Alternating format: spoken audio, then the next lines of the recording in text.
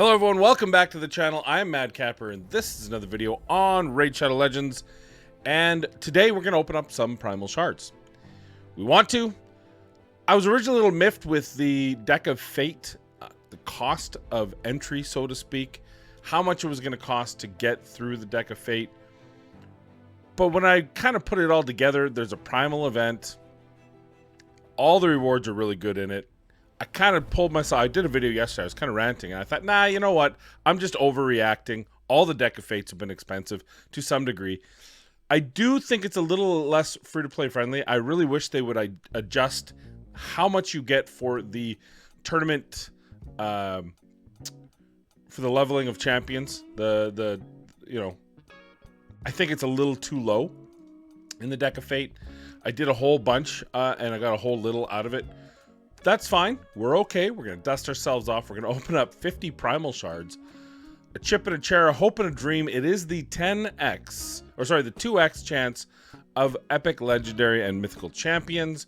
What does that mean? That means 1 to 32%. We're going to get a lot of epics. There's a few random ones I don't have. I think I'm pretty close to having them all.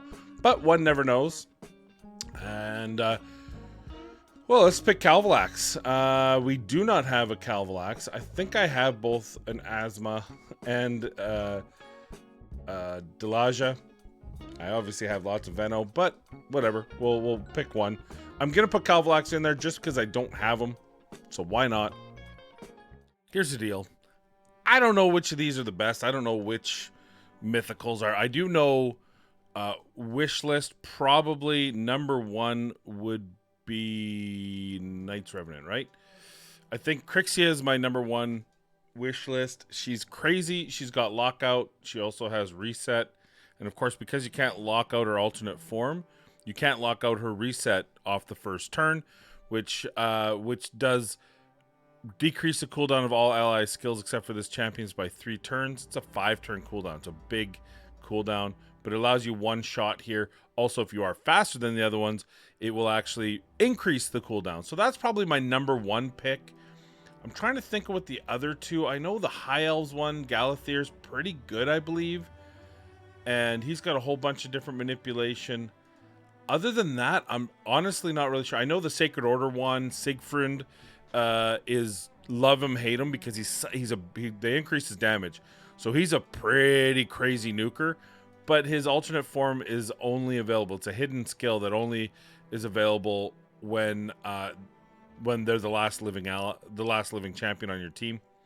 So I guess there's some good and bad with it, but you know, he's a big time nuker, so I think I'd still be happy with him. I'd be happy with any. Give me any. Hell, I have Lady Mikaj.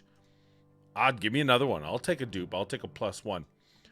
Those are my wish lists. So we're probably looking at a wish list of Crixia, Galathir, and I don't know who the third best one is. Androck looks cool, so let's say Androck. He'll be my third favorite, just because he looks like an old grizzled This would be me if I were in shape in medieval. I'd have a white lion on my shoulder. Just be like, yeah, that's my shawl. Look, PETA. It's only a game. I didn't know lions or tigers or other animals were killed in the making of this video. Actually, I can't even. Maybe they did. Maybe that's what Plarium does on the weekend. I don't know. Anyway, there's my wish list. So why don't we head over into here and get going here? I mean, I can come back. Whatever. Let's just.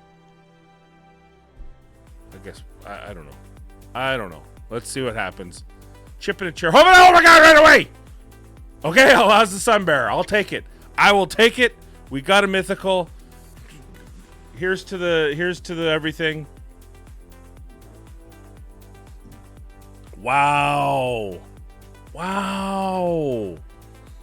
We got our first mythical. So let's take a look at him. Attacks one enemy 2 times. Places an extra hit if the target is under a shield buff.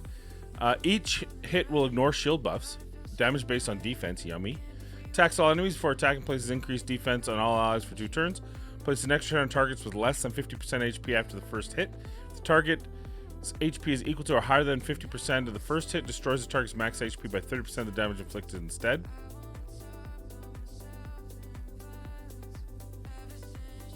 Interesting.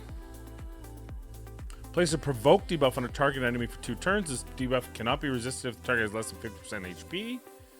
Also places a counterattack buff on all allies for 2 What? And a block damage for 1 turn? Ooh, saucy. Provoke. Didn't they say they would never make a counterattack champion again? Weren't they like, we will never do this? This was a mistake. I guess they realized that counterattack champions are no longer the only avenue, so they decided to put one in a mythical. And his, what's his passive? Increases the champion's defense by 5% each time they counterattack. That's kind of neat. This guy's kind of boss. I'm not gonna lie to you. What's his passive here? Increases his champion's HP by 6 for every 1 defense they have when in their alternate form. Interesting. Increases the chance of enemy skills not activating when under fear or true fear by 20%, while also under an HP burn debuff.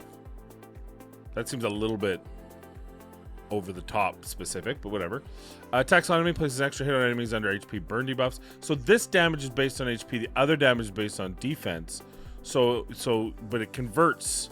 What is it? A 6-to-1 defense to HP. So if you have 6,000 defense, you get. That's not a lot, is it? 36,000 extra HP. I guess that's pretty good. Fully restores all allies destroyed max HP. Wow. And heals all allies by 30% of this champion's max HP. Places a strengthen buff and an increased resistance buff on all allies for 2 turns. 4-turn cooldown. Attacks enemies, places an HP burn buff for 2 turns.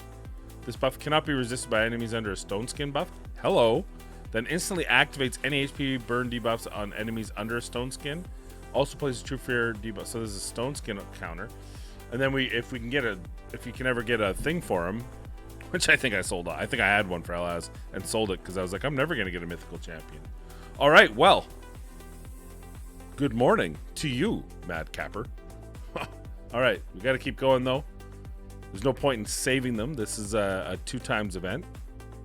Let's get a legendary now. Let's just be greedy.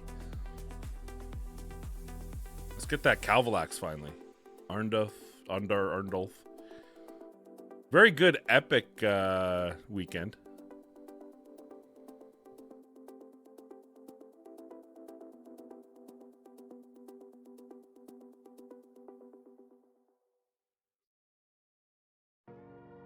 Look, that's a lot of epics. Royal Guard. And I already have 3. I don't think I need a 4th. I love Hope. All we need is Hope. Hey, another one! Oh, Star Sage Galthier. I think that's good, right? Isn't he cracked? Oh my god. I broke the game. We're 2 and 50. And a legendary. Helior. Well, let's not pump the brakes on that excitement. Holy crap. We broke the internet. This champion receives 5% less damage for every 100 resistance on this champion. Stacks up to 25. Prevents champion's death and keeps them alive with 1 HP when hit by a fatal on a 3-turn cooldown. Equalizes their HP. The HP level of this champion brought up to the average HP of the level of the team. Transforms this champion until okay, A1. Attacks all enemies on an A1. Very nice. Fills the turn meters of all allies by 10%. Also fills the turn meter of each ally by an extra 5% if they have active buffs placed on them by this champion. A2 removes all debuffs from all allies, heals them by 25% of his HP. Also fills the turn meters of all allies by 15%, places a block debuffs buff on them for 2 turns. I feel like this guy with Armands is absolutely deadly. Revives all dead allies, 50% HP, 50% turn meter. Places a perfect veil buff on all allies except this champion for 2 turns. Now, I wonder if this is only if there's a dead person, or can we use that perfect veil even when people are alive? Because perfect veil, I mean, having another perfect veil champion is pretty nice. A lot of people forget perfect veil also reduces incoming damage by 15%. That's a big deal. Okay, let's check out his alternate form when he goes, "Brrr, I'm a big bad high elf now." Oh, he's high, all right. Okay. Decreases turn meters of all enemies by 10%. Decreases the turn meter of each enemy by an extra 5 if they're under block, active. Decrease res, stun placed by this champion. Damage based on attack. Attacks all enemies before attacking and removes all buffs from all enemies. Then places a block active skills debuff for 2 turns. This attack will not trigger counterattacks. Interesting. Places an increased accuracy buff on all allies, and places a 50% decreased resistance on all enemies for 2 turns and a stun debuff on all enemies for 1 turn. So he puts the decreased resistance after he puts the increased accuracy. So this will be good for even for Hydra. Like, I don't think that's where he's going to be used. I think he's an arena champion. His passive increases the champion's accuracy equal to 75% of their resistance when placing buffs or activating instant effects. So you want to build him very high resistance, and he'll get 75% of that in accuracy. If an enemy's accuracy is higher than this champion's resistance, has a 50% chance of transferring any fear, true fear, freeze, provoke, stun, sleep, petrification debuffs back to the enemy when placing these buffs on this champion. Wow. Be cool if he could counter like Yumiko as well. Ally resistance in all battles. Wow. Wow. Well. Good morning, America. Good morning, world. And we did get a Helior, though that's not great. No. Oh, we got an epic too. Okay. Well, we got 2. We didn't get Crixia, but we got 2. Hey, another gold! Bad Alcazar. Are you kidding me? Why didn't we get a Calvalax there? Come on. Okay, that's fine. I can't be greedy. I mean, I can, but you guys will just flame me for it. Well, 2 legendary, 2 mythical. I mean, oh, we got a +4 bad L now. Who wants Calvalax? You can have a +4 bad L. Wow.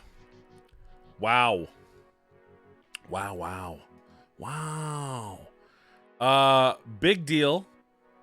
We got ourselves Galathir. High elf, though he looks like a dark elf, but he's very high. Barbarian, Alaz. I think it's a good day of summoning. This is probably the best. Well, it's not probably. It is the best I've had. The best summoning event I've had in a very long time. So, I'm sorry Amanda couldn't be here with us. I had to do it this morning before I leave to go visit my family for Easter, and I don't have any way of recording on the weekend with her, so this will be one of the few rare times that I'm going to record a summoning event without her. But don't worry, we're saving up shards here. That's we got voids, we got ancients, and we got sacreds, and those are being saved till our birthdays. We're gonna have a little birthday celebration and shard pull then. But wow, pretty stoked. I don't even which one do I build first? Are they good? Let me know in the comments down below. But we're gonna shut this video down, keep her under 20 minutes. Hey, self high five. Don't do that very often, but thank you for watching. I appreciate you. Like, subscribe, share it. Let's watch around. I usually say share it with Fastidius's mother because he says share it with your mother. But seeing we're in Raid Shadow, let's share it with Hell Hades. I don't know. Maybe then he'll finally do a collab with me. All right. Thanks a lot. Have a good day. Have a wonderful Easter if you celebrate it. Whether you celebrate it with bunnies or Jesus, either way, have a wonderful Easter weekend, or just a long weekend if you get that. And we'll see you in the next video.